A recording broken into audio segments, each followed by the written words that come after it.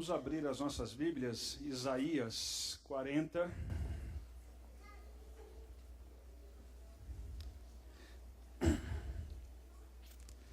Isaías 40.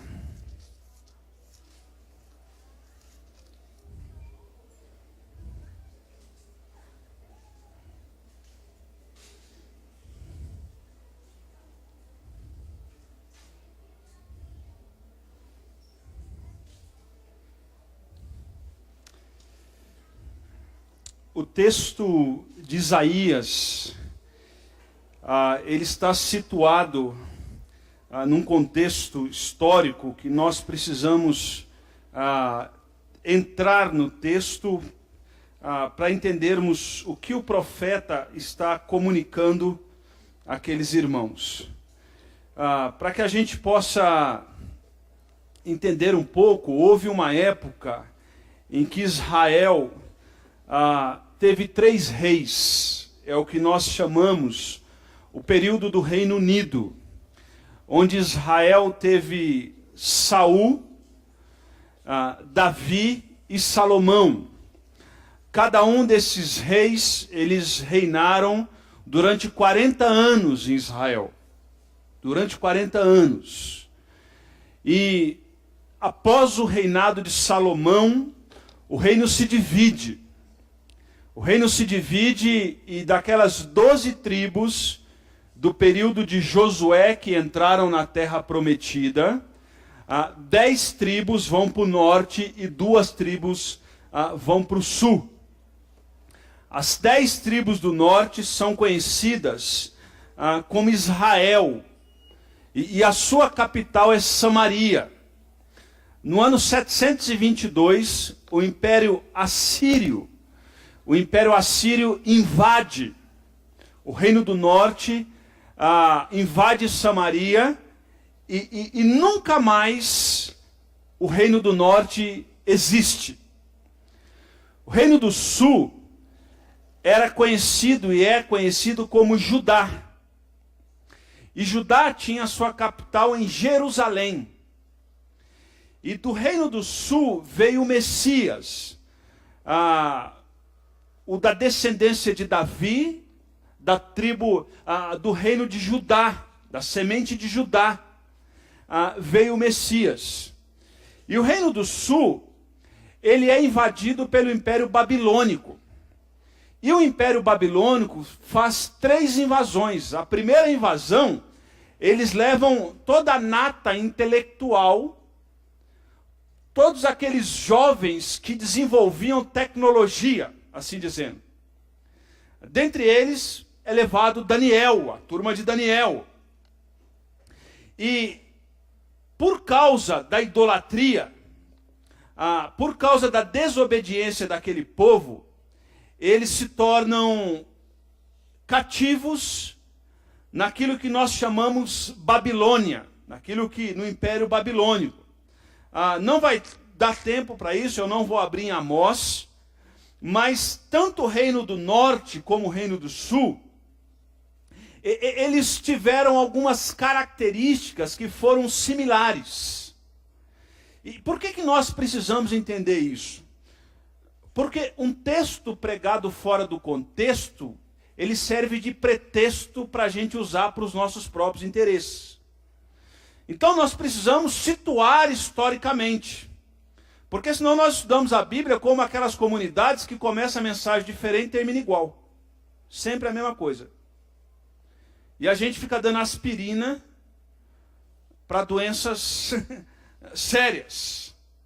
Então, o povo de Deus, ele precisa entender o que está no texto bíblico. Amém? Amém, irmãos? Porque um povo sem conhecimento, ele é manipulado. Tá bom? Nós oramos pelos professores, né? E aí eu sempre digo que interesse tem as nossas autoridades em ter bons professores bem remunerados no país. Nenhum. Nenhum. Porque se os professores forem bem remunerados e orientarem bem e tiverem condições de trabalho, eles vão perder o cargo, correto? Então não tem interesse. E muito cuidado, porque às vezes a religião reflete isso. E lembra o que o Macorde disse e o que o Felipe disse no vídeo. A igreja não é uma reação, a igreja é o quê? Uma ação. Então a gente não está lá atrás, a gente está na frente. Assim deve ser. Então, se lá fora faz isso, aqui nós não podemos fazer isso. Amém, irmãos? Todo mundo situou? Tá bom? Então, fica calmo aí. Os corintianos ficam calmos. Os São Paulinos ficam calmos. Os santistas nem precisa pedir, que eles sempre são calmos. Porque tudo já é do Palmeiras. E vamos nos conformar com isso o mais cedo possível. Vamos nos conformar com isso o mais cedo possível. Mesmo que isso doa demasiadamente no nosso coração, vamos nos conformar com isso e pronto, acabou. Pronto, fechou. Então, tanto o reino do norte como o reino do sul, eles se afastam de Deus. Eles se tornam idólatras. E é interessante que quando o reino se afasta de Deus e se torna idólatra, a consequência imediata é a injustiça social. É a injustiça social. E Amós diz que Deus foi envergonhado por isso. E eu confesso para vocês que nesses tempos de eleição, dessas nossas expectativas de que alguém vai assumir um cargo e vai resolver todos os nossos problemas da noite para o dia, que o partido do Aladim vai mandar a gente fazer pedido, vai botar a gente num tapete, a gente vai flutuar, sabe? Sabe essas percepções messiânicas de ambos os lados? Eu confesso que eu gostaria de receber um WhatsApp assim, tudo mudou. Tudo mudou. Nós vamos acordar amanhã e está tudo mudado. Não é verdade? Está tudo mudado. Como eu queria receber uma mensagem assim. Mas essa não é a nossa realidade e não era a realidade do tempo que Isaías foi escrito. Porque tanto o reino do norte como o reino do sul se afastam do Senhor. Mas esse texto de Isaías 40 é escrito para o reino do sul. A Síria deu um fim no reino do norte. É engraçado que Deus deu um aviso. E o povo cegou, e o povo não quis ouvir a voz de Deus. Qual é a consequência? Os assírios vieram e acabaram com o reino do norte. E nunca mais eles existiram. Nunca mais na história eles existiram. Nunca mais. Já o reino do sul, Judá, a Babilônia, quando os enviam para a Babilônia, nesse contexto de cativo e agora retorno desse povo, é escrito o texto de Isaías. E agora nós estamos no capítulo 40 de Isaías. E o capítulo 40 é uma espécie de dobradiça do livro de Isaías. Porque do capítulo 1 ao capítulo 39, Isaías vai falar sobre o juízo de Deus sobre o povo de Judá. Vai falar sobre a disciplina de Deus sobre o povo de Judá. E quando começa o capítulo 40, ele começa trazendo esperança para o povo. Tempos de esperança. Por isso ele começa o capítulo 40, o primeiro versículo falando: consolem, consolem meu povo, diz o Deus. Então as primeiras palavras do capítulo 40 é consolem, consolem, consolem o povo. E no verso 2 ele vai dizer: encorajem a Jerusalém. Engraçado que ele não fala encorajem Samaria, encorajem Israel. Ele fala encorajem Jerusalém, porque Jerusalém é a capital do reino do sul, Judá. Ele está situando aquele povo. E quando ele fala consolem, ele está dizendo assim: há esperança. Há esperança. A esperança está nascendo. Vocês passaram 70 anos de cativeiro. Por que vocês passaram 70 anos de cativeiro? Porque vocês se afastaram de Deus. Vocês se tornaram idólatras.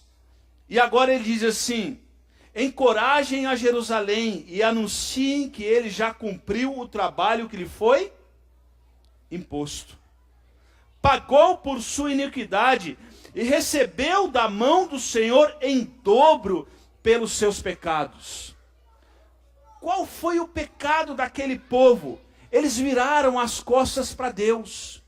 E quando viraram as costas para a voz de Deus, se tornaram idólatras, serviram a outros deuses, se afastaram de Deus, suscitaram a ira do Senhor, eles são levados cativos.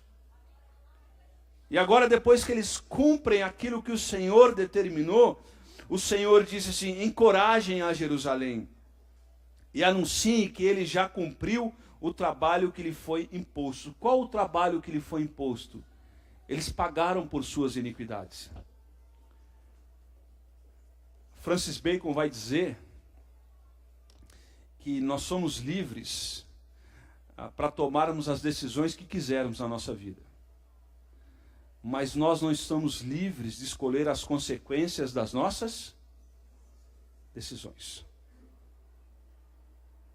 Nós não estamos livres de escolher as consequências das nossas decisões.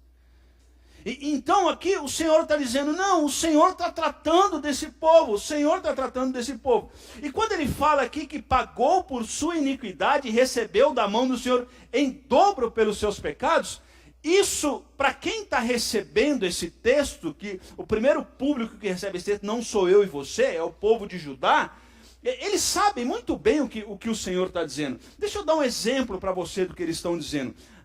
Projeta aqui para a gente, por favor, irmão, Êxodo 22, versículo 4 e 7. Só para a gente entender o que a lei dizia sobre esse fato. Se você quiser abrir Êxodo 22, verso 4 e 7. Só para a gente acompanhar, para a gente ligar um texto ao outro. O verso 4 diz assim, depois o verso 7, querido. Diz assim: se o que foi roubado for encontrado vivo, e em seu poder seja boi, seja jumento, seja ovelha, ele deve restituir, hein? Então, olha que interessante. Quando alguém roubava em Israel, o que ele tinha que fazer? Né? Ele tinha que fazer o quê? Pagar aquele que foi roubado, hein? Lembra de Zaqueu?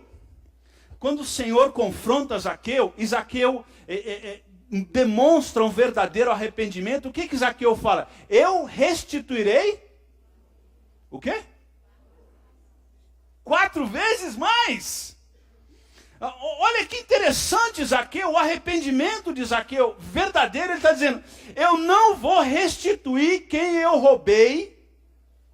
Isso é fantástico, né? Porque é como um desses caras que foram presos aí nesse negócio da Petrobras, nesses negócios, e ele chegar e falar, não, eu roubei 50 milhões, e eu vou devolver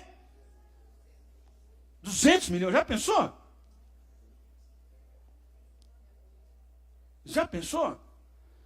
Zaqueu disse assim, Zaqueu era um alto funcionário do governo da época. Um alto funcionário do governo. E ele diz, se eu defraudei alguém, eu vou restituir o dobro da lei. Entendem, irmãos? Eu vou restituir o dobro da lei. Eu não vou na lei, eu vou restituir o dobro da lei. Então, lá em Isaías, quando eles recebem essa palavra, eles sabem, nós pecamos sim, e recebemos da mão do Senhor, o verso 2, Isaías 40, não precisa projetar, deixa aí, diz assim, e nós recebemos da mão do Senhor o quê? O dobro pelos nossos pecados. Por que o dobro? Porque era aquilo que a lei tinha instituído a eles. A lei continua e diz o seguinte, verso 7, querido, por favor, aqui, isso, obrigado. Diz assim, se alguém entregar ao seu próximo prata ou bens para serem guardados, e estes foram roubados da casa dele, o ladrão, se for encontrado, terá que fazer o quê? De novo. Terá que restituir o quê? O dobro. Então, quando eles pegam o texto de Isaías, eles associam aquilo à lei e diz, nós recebemos da mão do Senhor o dobro pelos nossos pecados. Mas o Senhor está dizendo para eles assim, olha, eu quero dizer para vocês, na verdade no verso 2 de Isaías 40, ele está dizendo assim, eu quero dizer para vocês que o tempo da minha disciplina com vocês acabou. Acabou. Eu já tratei vocês. Acabou. Irmãos, esse povo, eles estão sofrendo pela idolatria, pelo afastamento do Senhor. A gente sabe que eu elenquei aqui 4 possíveis causas de sofrimento na minha e na sua vida. De que muitas vezes há um processo de Deus em fazer algo e há um tempo específico para isso. Por exemplo, primeira delas que eu coloquei aqui algumas fontes. O nosso mundo, a Bíblia diz que o nosso mundo é jaz do maligno. Todo mundo entende? Satanás é o príncipe desse mundo. Nós vivemos num mundo decaído. Esse mundo nosso não é justo. Estão entendendo? Não é justo. Esse mundo nosso, as coisas não são lógicas. Esse mundo nosso parece que não tem justiça, né? E alguém disse assim, se Deus existe, por que a criança lá de tal lugar está passando fome? Está morrendo de fome, se Deus existe. Deus não tem nada a ver com isso. Porque não foi esse mundo que Deus fez. Esse mundo que nós vivemos é fruto da queda de Gênesis 3, lembra lá? É fruto da queda. Deus não fez o homem para morrer. A morte entra como fruto da queda, do pecado. E agora esse mundo que nós vivemos, nós não esperamos coisas boas dele, porque a Bíblia diz que quem é o príncipe desse mundo? Quem é o príncipe desse mundo que a Bíblia diz? Satanás. E se Satanás é o príncipe, nós estamos esperando o que do mundo? É por isso que a gente vive a partir de milagres, porque milagres são intervenções sobrenaturais de Deus, amém? São intervenções sobrenaturais de Deus. Então o mundo que nós vemos é instável. É instável. Nós acabamos de orar por um irmão aqui que perdeu o filho.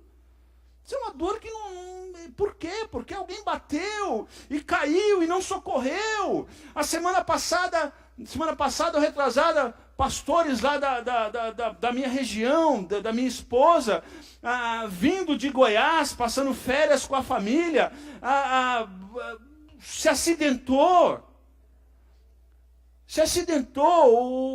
O pastor morreu, a esposa morreu, um filho morreu e só um outro filho sobreviveu. Essa semana eu estava assistindo a reportagem do caminhoneiro que achou o filho do pastor na estrada. E o menininho falou, irmãos, eu não sei se você assistiu a reportagem, o menininho falou que ele passou a noite inteira tentando subir o barranco para chegar na estrada. Uma criança de 4 para 5 anos. 6 anos. Uma criança de 6 anos.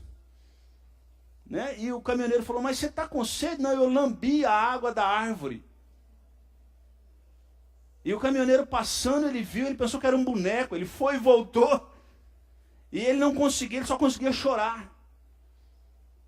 O mundo que a gente vive é um mundo instável. É um mundo instável. Mas nós sofremos também por opções equivocadas na nossa vida. Por decisões erradas. Por ganância. Via de regra, alguém chega para alguém e diz assim, olha, tem um negócio muito bom aí. Dá dinheiro. Né? Você tem uma grana. Então deixa eu dizer para você aqui, olha para mim, presta atenção. Não existe negócio bom. Não existe nada que dê dinheiro fácil. Está entendendo? Não existe. E aí você vai, pega as suas reservas e bota naquele negócio. E daqui 3, 4, 5 meses você quebra a cara e fica endividado o resto da vida. Opções equivocadas. Opções equivocadas. Ou talvez você foi olhar para alguém para casar e você se iludiu. Os seus padrões não foram do reino de Deus. E aí você ouviu mais o seu coração, os seus instintos carnais, do que os princípios do reino. E toma a decisão errada. E depois os problemas vêm. E aí você fala, Deus. Não, Deus não tem nada a ver com isso. Uma decisão equivocada. Nós sofremos por decisões equivocadas. Mas nós sofremos também muitas vezes, a partir de João capítulo 15, por processos de poda. Você já ouviu aquele ditado que diz assim, fulano vem por amor ou pela dor? Já ouviu? Então eu queria dizer para você o seguinte, eu não conheço ninguém que veio pelo amor. Ninguém. Mas eu aprendi que a dor tem sido transformada na voz de Deus, porque é a única maneira que muitas vezes eu e você conseguimos ouvir a voz de Deus. Lembra quando o Senhor diz, eu sou a videira verdadeira e meu pai é o agricultor, e aí ele vem e faz o que com a videira para ela poder dar mais fruto? Poda, dor, sofrimento, dor. Portanto, Tiago vai dizer para nós assim, tem de motivo de grande alegria eu passar por diversas provações. Mas há uma palavra de esperança nesse ponto que eu estou dizendo. E qual é a palavra de esperança que eu gostaria de dizer? Que Paulo vai dizer em 1 Coríntios que nada é além do que nós não podemos, o quê? Suportar. Amém? Eu gosto muito de uma história de que quando houve uma época que na construção dos navios, a tecnologia não era tão avançada como é nos dias de hoje, e eles faziam uma diferença de cor no casco do navio. E alguns navios, para terem estabilidade, aquela marca no casco do navio de cor diferente, era um ponto de estabilidade. E alguns navios que iam meio leve, eles podiam, em meio à tempestade e ventania, virar, então eles enchiam o cais do navio de água. E a referência era aquela marca preta no navio. E o navio tinha que estar com aquela parte afundada na água. Porque se aquela parte marcada estivesse afundada na água, o navio tinha estabilidade e não corria risco em meio às tempestades. Deus sabe qual é o nosso risco, amém? Então a palavra de esperança nesse ponto é, Deus sabe até quando pode nos apertar. Deus sabe o limite. Sabe aquele negócio, minha mãe era costureira, ainda é costureira. E aí eu pegava os elásticos dela e ficava assim, né? Esticando. Deus sabe até onde Ele pode nos esticar, amém? Deus sabe até onde Ele pode esticar. Sabe por quê? Até onde Ele pode nos esticar, Ele que determinou o limite em nossas vidas. Ele que determinou. Então, encorajem Jerusalém, encorajem, sabe por quê? Eu sei até quando. E aqui nesse texto, Isaías 40, era 70 anos, acabou. Então nós podemos sofrer pelo mundo instável, por decisões equivocadas que tomamos, pelo processo de poda de Deus, mas nós também podemos sofrer por ataques de Satanás. Ataques de Satanás. Então, é muito importante a gente... Eu não estou falando sobre a teologia da brecha, mas eu vou usar a expressão brecha. É muito importante a gente cuidar da nossa vida espiritual, amém? Isso não é brincadeira. Porque Satanás ataca. Ataca e ataca de maneira ferrenha e aberta. E de cara...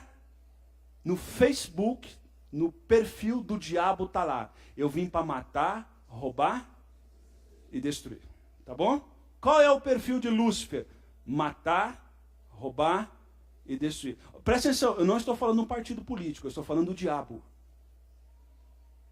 O processo, acredite ou não, o processo de Satanás é mais aperfeiçoado. Acredite você ou não. Então, de cara isso já tem. Então nós sofremos por essas questões. Por essas questões. Pelo mundo instável, por nossas opções equivocadas, por processo de poda, por intimidação. Aqui em Isaías 40, eles estão sofrendo por opções equivocadas. E aquelas opções equivocadas fez o Senhor fazer um processo de poda naquele povo. E aquele povo tinha recebido do Senhor a disciplina.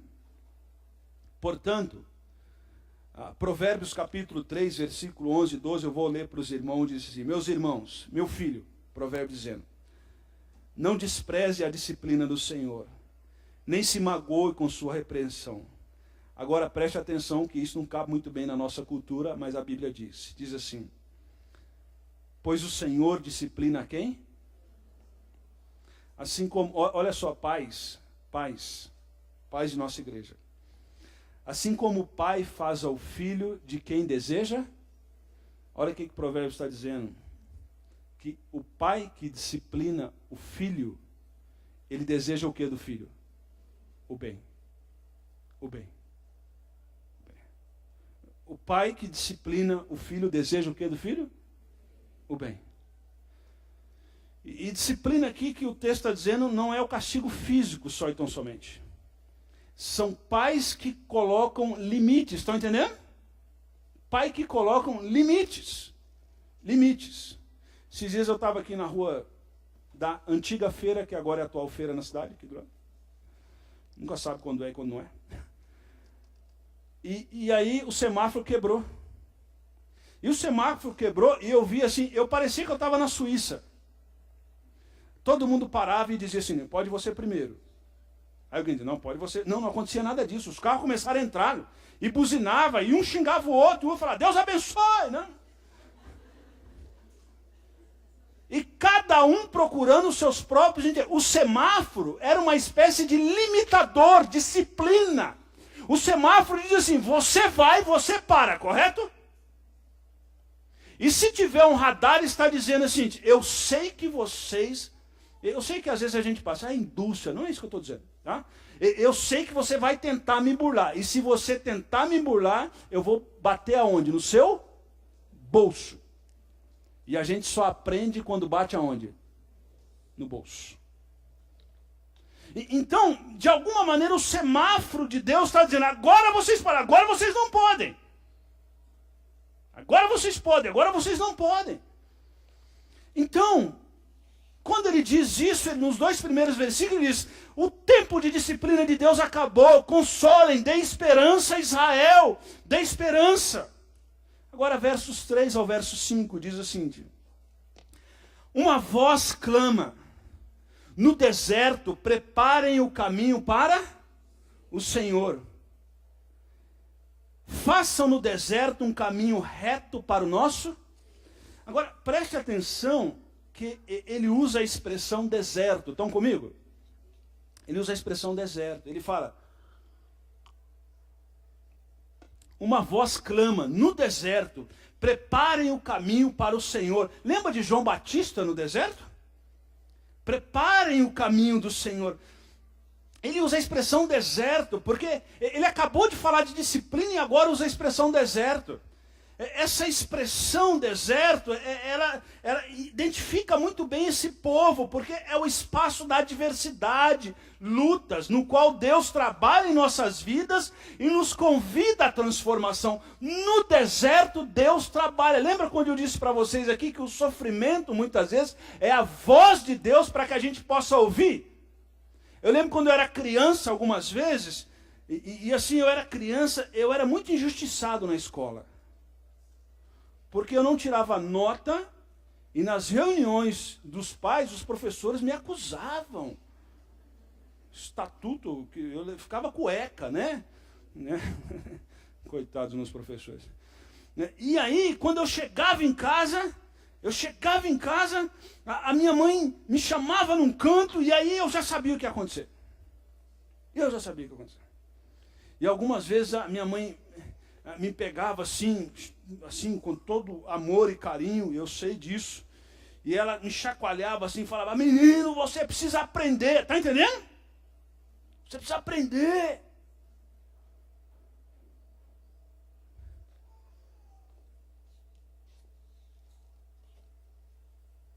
A disciplina do Senhor, o você precisa aprender, é a ótima oportunidade que Deus nos dá para a transformação do nosso caráter e da nossa esperança. Amém? Ótima oportunidade. Ótima oportunidade. Sabe por quê, irmãos? No deserto a gente é mais produtivo. Davi, enquanto passou 8 anos no deserto, antes de se tornar rei fugindo, ele escreveu salmos. Ele escreveu sobre intimidade com o Senhor. Ele fez coisas maravilhosas. Quando ele entrou no palácio, sabe o que ele fez? Adulterou com Betseba. Quando a gente olha para Davi, a gente aprende que a gente é mais produtivo no deserto que no palácio. No palácio, Davi adulterou. No deserto ele escreveu salmos lindos, fantásticos. Por que muitas vezes Deus permite alguns desertos em nossas vidas? É porque no deserto a gente é mais o quê? O quê, irmãos? Produtivo. Deixa eu só falar algo histórico. As pessoas que estão aqui, que são da geração pós-guerra, são poucos, mas tem.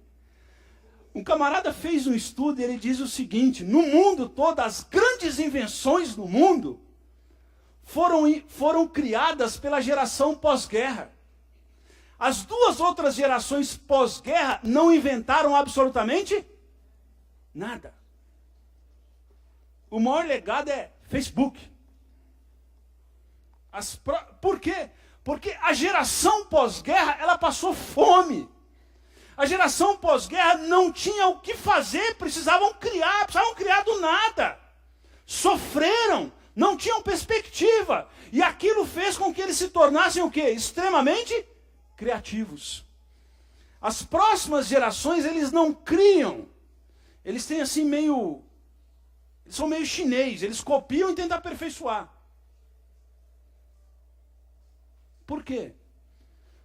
Porque a geração pós-guerra, ela passou circunstâncias que nós nunca passamos e talvez nunca vamos passar. Graças a Deus por isso. Por quê? Porque o deserto, ele nos faz ser mais produtivo do que os dias nos palácios. Amém? Amém. Por isso que ele diz, no deserto, preparem o caminho para o Senhor. Porque é no deserto que a gente ouve a voz do Senhor. É no deserto que a gente tem agenda para o Senhor. É no deserto que a gente acorda para orar. É no deserto que a gente busca o Senhor em oração. É no deserto que o nosso coração se ferve na direção do Senhor. É no deserto que a gente conhece mais o Senhor. É no deserto que nada que temos é capaz de comprar o favor do Senhor para conosco. Então, por isso, no versículo 3 ele diz, uma voz no deserto, preparem o caminho para o Senhor. Faça no deserto um caminho o quê? Reto para o Senhor.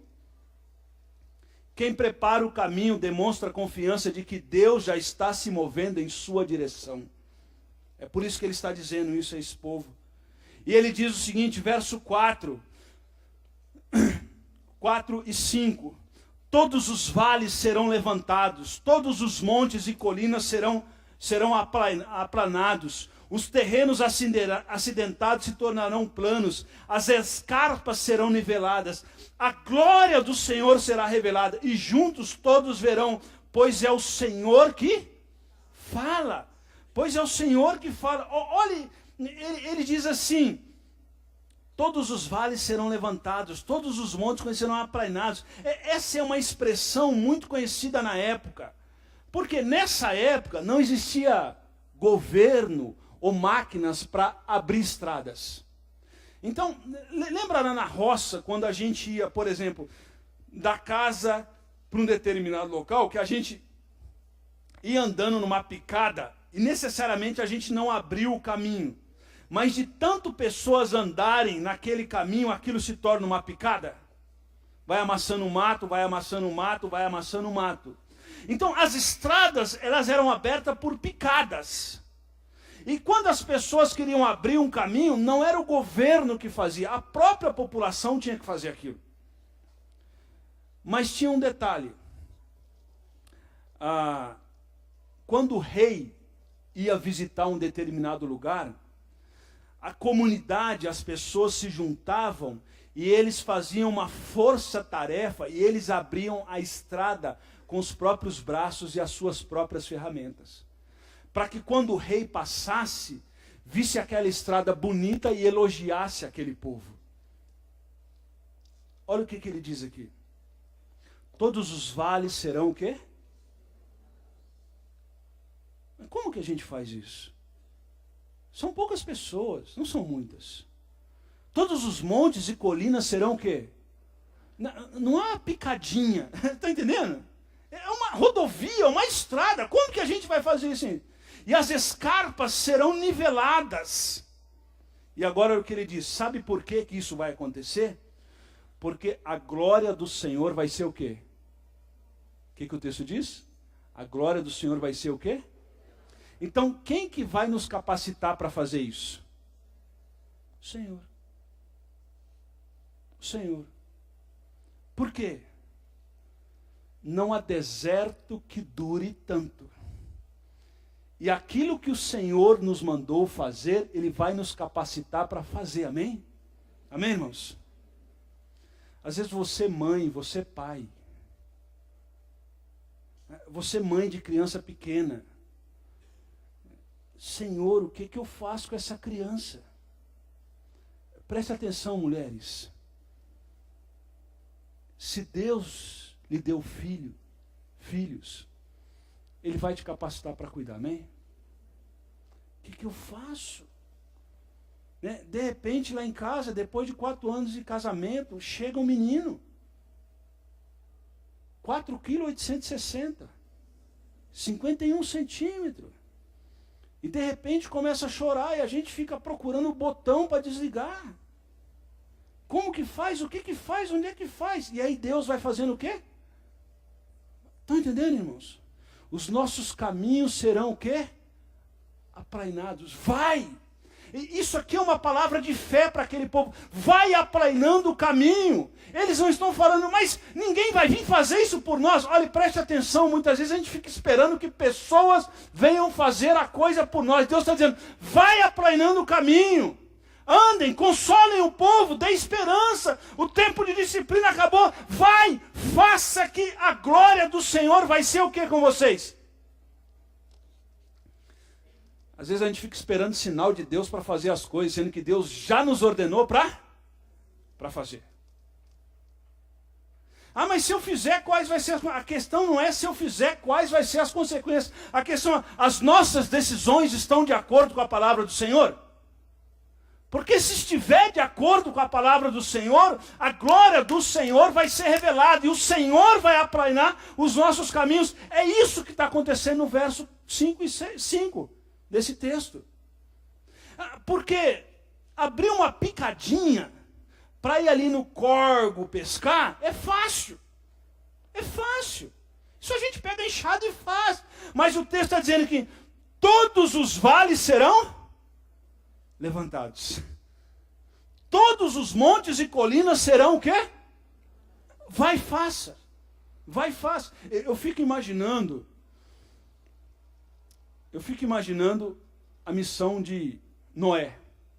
Lembra da história de Noé? Né? Nunca havia chovido. E de repente o Senhor propõe 2 absurdos para Noé. Construir o quê? Um barco. E falar para o povo que Deus vai acabar a terra com... E é engraçado que aos olhos de muitas pessoas hoje no meio evangélico, Noé seria um fracasso. Mas na minha percepção, Noé foi o missionário mais eficiente e eficaz que existiu na face da terra. Porque Noé, ele conseguiu proclamar o evangelho no campo missionário mais difícil de uma pessoa, dentro da própria casa.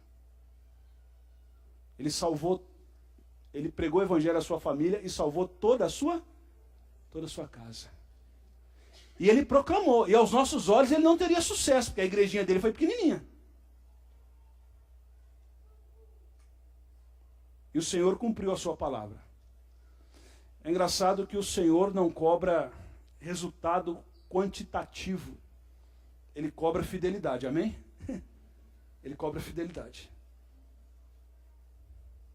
Há um pastor bem antigo que já faleceu, e ele diz assim, para pastores novos, assim, bem novo de idade como eu, ele diz assim, se preocupe com a profundidade da igreja, porque com a largura é Deus que se preocupa. Está entendendo? Se preocupe se o seu povo está servindo de fato a Deus. Porque quem vai acrescentar cada dia os que vão sendo salvos, quem é? É Deus, amém? E o Senhor lhes acrescentava cada dia os que vão sendo. Qual é a nossa tarefa? Todos os vales serão levantados, todos os montes e colinas serão aplanados, os terrenos serão acidentados serão planos, porque a glória do Senhor vai ser revelada. Porque quem que fala isso no profeta Isaías? Deus. É Deus quem fala. É Deus quem fala. Engraçado que os profetas depois, eles vão falar sobre a vinda de Jesus. Sobre a vinda de Jesus. E isso aqui quando fala, pois é Deus quem fala, na verdade Isaías está dizendo que quem que está no controle da história é Deus. Deus está no controle da história. Semana que vem nós vamos ter a eleição do segundo turno. E é interessante isso, porque do versículo 6 a 8 ele diz assim, eu já vou responder o porquê que eu disse o segundo turno. Versículo 6 a 8 diz assim, uma voz ordena, clame, e eu pergunto, o que clamarei? Que toda a humanidade é relva, e toda a sua glória como as flores do... Agora, olha só o que ele diz. A relva murcha e cai a sua flor, quando o vento do Senhor sopra. E agora ele diz, o povo não passa de relva. A relva murcha e as flores caem, mas a palavra do nosso Deus permanece para...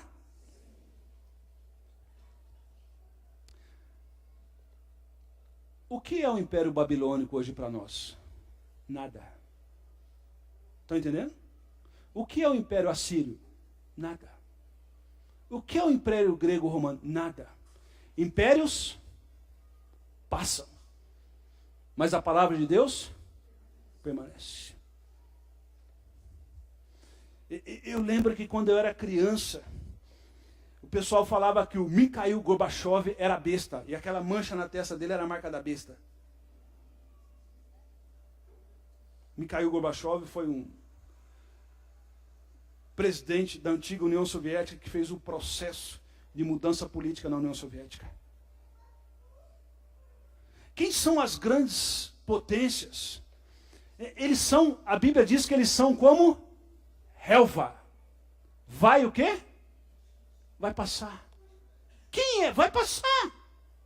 Eles vão passar. Esses caras não controlam. As nações não controlam a história. Olha o que ele fala, versículo 15 a 17. Na verdade, as nações são como gota que sobra do balde. Para ele, elas são como... que foi o Império Grego? Pó. Acabou. Acabou. Daqui 200... acho que nem isso, né? Daqui 50, 100 anos, o que foi o Império Americano? Pó. Pó. Gota. O que são desses líderes que acham que governam o mundo? Olha o que o versículo 15 diz. Na verdade, as nações são como gota que sobra do balde. Para eles são como pó que resta numa balança. Para ele, as ilhas não passam do quê? Nem as florestas do Líbano seriam suficientes para o fogo do altar, nem os animais de lá bastariam para o holocausto. Diante dele, todas as nações são como o quê? Nada. Para ele, são sem valor e menos do que? Nada. O que Deus está dizendo? Se coloque no seu devido lugar, porque eu que controlo a história. Não são os homens, não são as nações. E do verso 18 ao 20, ele vai falar sobre os ídolos. Ele vai dizer assim, com quem vocês comparam Deus? Como poderão representá-lo? Como uma imagem que o artesão funde, ou ourives que cobre de ouro, e para a qual modela as correntes de prata, ou como um ídolo de pobre, que pode apenas escolher um bom pedaço de madeira e procurar um marceneiro para fazer uma imagem que não? Ele diz, no verso 6 ao 8, ele diz que não são os homens que controlam a história. Então preste atenção, domingo que vem nós vamos votar. E eu vou citar nomes. Eu quero dizer para você que não é o Haddad nem o Bolsonaro que controla a história. Quem controla a história do Brasil é Deus. Tá bom? A sua esperança não está em fulano ou beltrano. A sua esperança está em... Eu vejo irmãos, uma palavra de exortação aqui. Eu vejo irmãos brigando em rede social por fulano ou beltrano. Tu está fazendo o jogo do diabo. Porque a nossa esperança não está na mão desses. E tem crente, não é aqui, tá? Pode ficar tranquilo, não precisa ligar o radar. Tem crente que deixa de olhar para o outro. Deixa de conversar com o outro. Porque o outro vai votar em fulano que não vai votar em Beltrano. Você está entendendo? E os caras brigam. Os caras brigam. É claro que nós temos as nossas opções e nós precisamos ter raciocínio lógico. Vou parar aqui, não vou me empolgar não. Mas eu queria dizer para vocês o seguinte, que a nossa esperança não está em nenhum desses dois homens, está entendendo? Quem são esses homens? Preste atenção. Relva. Pó, está entendendo? Quem que permanece para todo sempre? Senhor. E você sabe quem que assinou o decreto para o povo voltar do exílio? Ciro, um rei pagão. Um rei que não era do povo de Deus. Deus usa um pagão para abençoar o povo de Deus. Sabe por quê? Presta atenção. Deus tem o controle da história. Deus tem o controle da história. Isso não isenta a nossa consciência política, amém? Isso não isenta que nós temos que fazer o que é certo. Você não deve chegar numa urna e falar, mal me quer, bem me quer, mal me quer, bem me quer. Você não deve chegar numa urna e dizer, Senhor, revela, revela, revela, revela. Você tem que ter consciência. E muito cuidado com pessoas que dizem assim, Deus me disse que eu devo votar em fulano. Deus não tem compromisso com partido político. Seja de fulano ou Beltrano. Estão me entendendo? Deus não torce para o Corinthians, nem para o Palmeiras, nem para o São Paulo ou para o Santos. Para a Portuguesa talvez, coitado deles. Deus não tem compromisso com essas coisas. Estão me entendendo, gente? Amém? Amém? Quem controla a história? Deus. Mas Deus nos deu consciência. E a nossa consciência não pode ser manipulada. E quem tem o Espírito Santo de Deus tem que ter discernimento. E ponto. É isso aí. Mas quem são essas pessoas de acordo com o texto? Relva. Relva. Vai passar. Não são os homens, não são as nações, não são os ídolos que nos governam.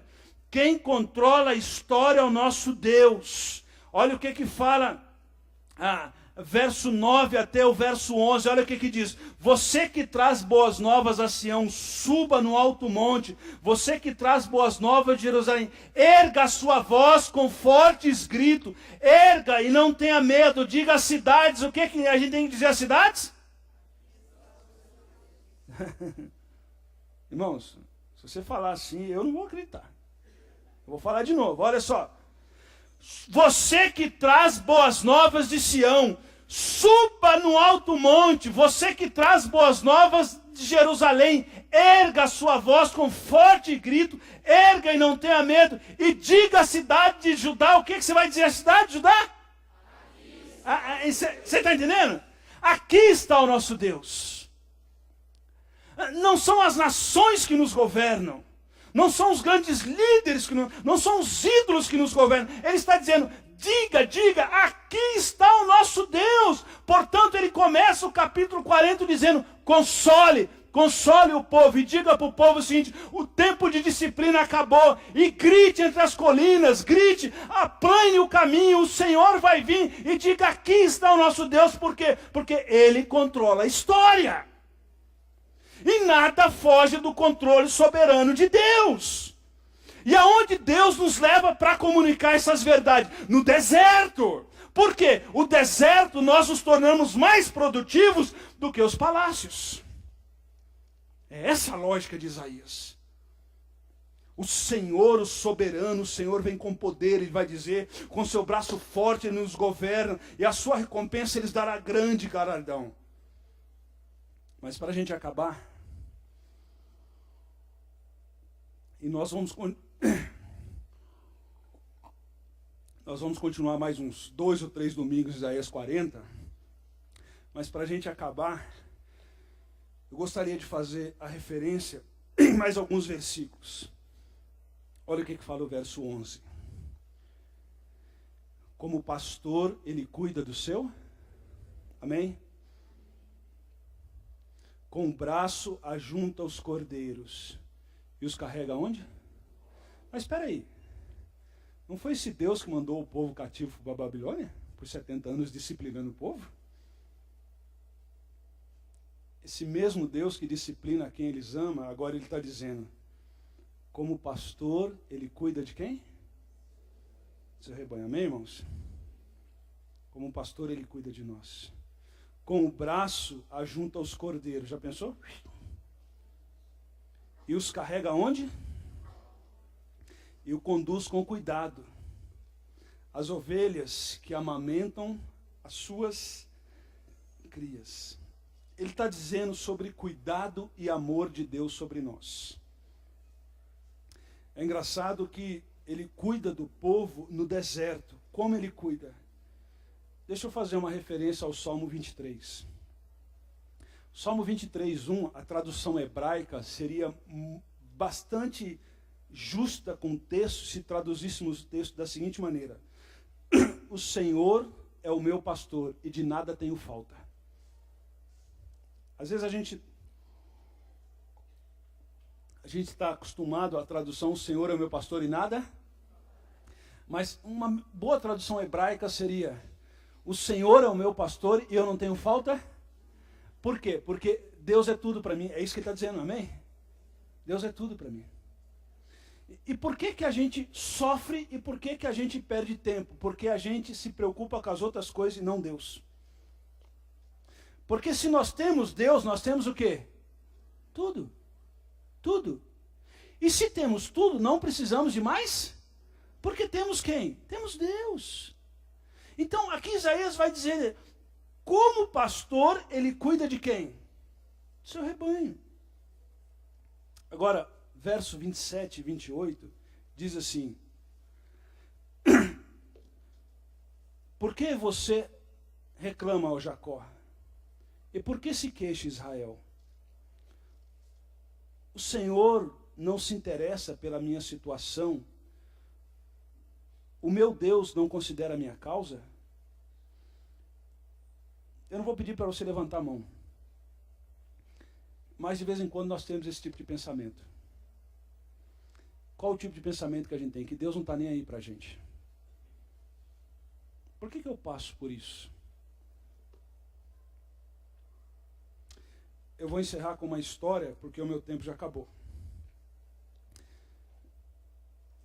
Houve uma época na nossa casa que o meu filho mais velho disse assim, pai, eu queria um videogame. E aí, nós tínhamos o recurso, mas não tínhamos o recurso para comprar o videogame. E aí nós conversamos em casa, eu e Jussara, e aí a gente chegou à conclusão que seria uma boa possibilidade de ensinar ele a orar e depender de Deus.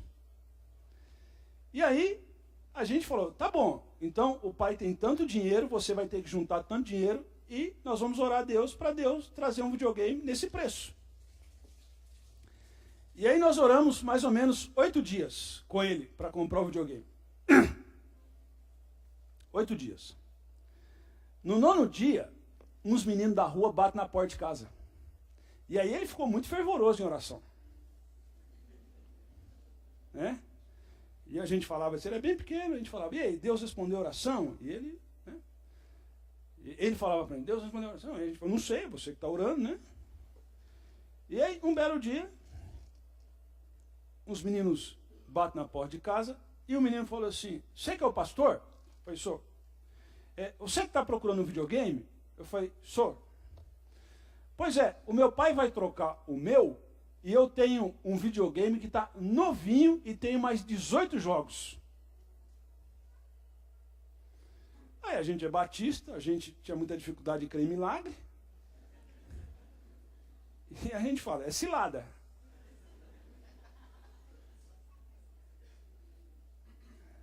E aí, falei, deixa eu ver esse negócio. Aí o menino veio com 2 caixas da Adidas, tênis Adidas, lacradinho, novinho o videogame. E eu falei assim, e quanto que é? Quanto você está pedindo? Aí, filho de mineiro, eu já pensei, vou pedir desconto. Aí quando o menino veio com o videogame, com os jogos todo novinho, ele falou, pastor, meu pai falou que para você é para fazer por tanto. Sabe qual era o valor? Exatamente o valor que o Felipe estava poupando. Exatamente. Irmãos, não tinha nem clima espiritual para pedir desconto. Você está entendendo?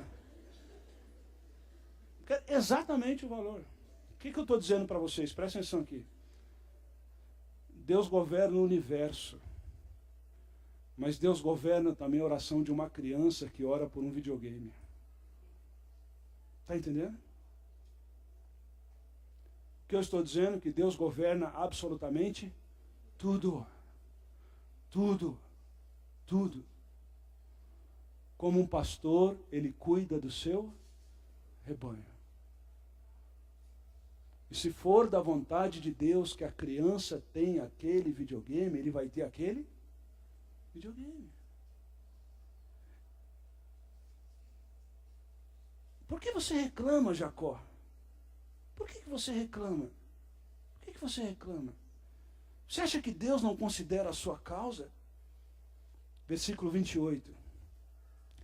Ele diz assim, será que você não sabe, nunca ouviu falar? O Senhor é o Deus eterno, o Criador de toda. Olha só que maravilha.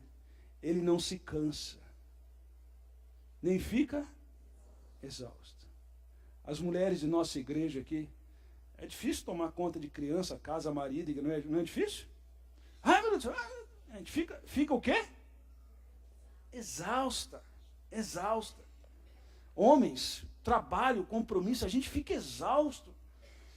A gente tomba em qualquer lugar. Mas olha o que o texto está dizendo. Ele não se cansa, nem fica exausto. Sua sabedoria é?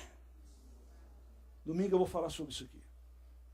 Verso 29, ele fortalece o cansado e dá grande vigor ao que está. Então você nessa noite, talvez você está sem vigor, ele está dizendo que ele vai renovar as nossas. E aqui ele fala um texto que muitos de nós conhecemos já, ele fala, até os jovens se cansam e ficam exaustos, e os moços tropeçam e caem. Mas aqueles que esperam no Senhor renovam as suas forças, vão alto como águias, correm e não ficam exaustos, andam e não. Portanto, consolem Israel, consolem Judá. O tempo da disciplina acabou.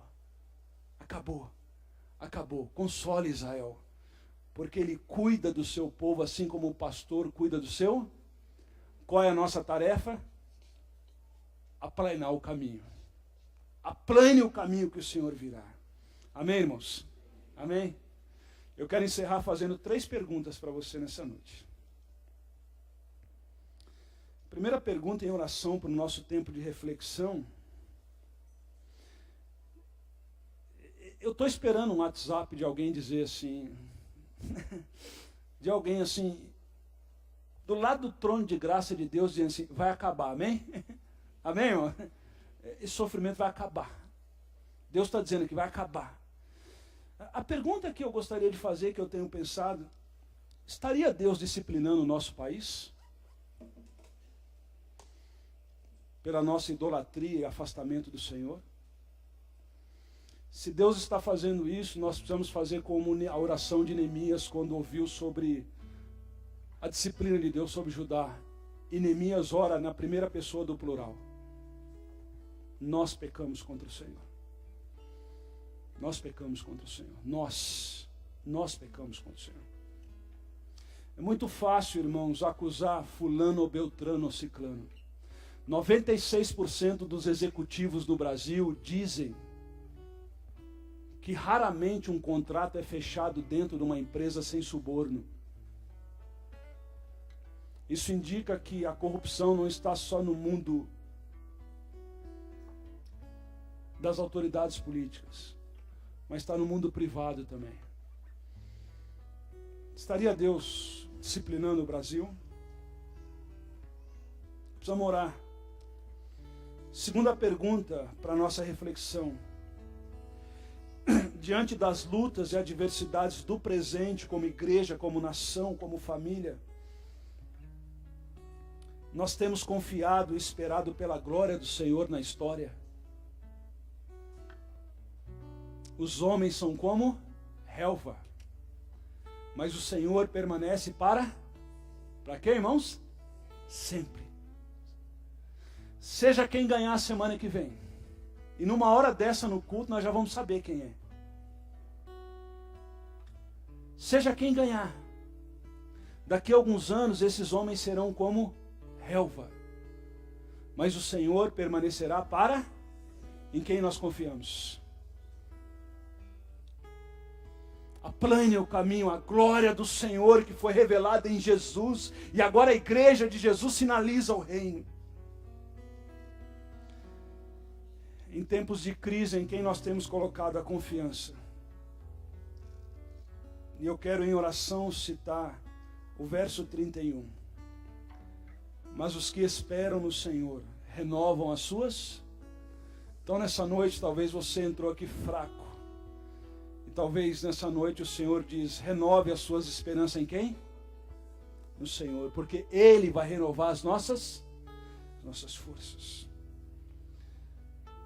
Voamos como águia, corremos e não ficamos exaustos, andamos e não nos cansamos. Sabe por quê? Porque nós esperamos no Senhor. Amém? Não tenha sobre ti um só cuidado qualquer que seja.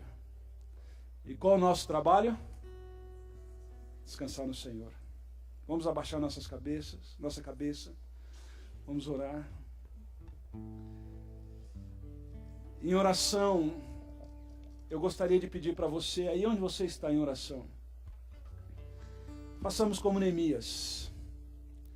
Senhor, nós como nação temos pecados contra o Senhor e pedimos perdão. E coloquemos o nosso coração diante do trono de graça de Deus nessa noite, ouvindo do Senhor, consolem Jacareí, console o rebanho do Senhor. E a gente vai sair daqui nessa noite com o coração muito em paz, sabe por quê? Porque como pastor que cuida do seu rebanho, Ele cuida de nós. Ele é capaz de governar todo o universo, mas é capaz também de ouvir a oração de uma criança querendo um jogo de videogame. Por quê? Porque Ele é o dono da história. Ele cuida de todo detalhe, a agenda dele não está lotada, Ele não cansa. Ele não fica exausto, ninguém lhe ensinou nada, Ele sempre soube. Aplane o caminho, pois a glória do Senhor será manifesta. Aplane o caminho. Qual é o meu e o seu trabalho? Descansar no Senhor. E aí nós vamos dizer isso para Deus. Não tenha sobre ti um só cuidado qualquer que seja, porque o meu e o seu trabalho é descansar no Senhor. E nós vamos fazer essa oração para Deus. Amém? Vamos fazer essa oração para Deus.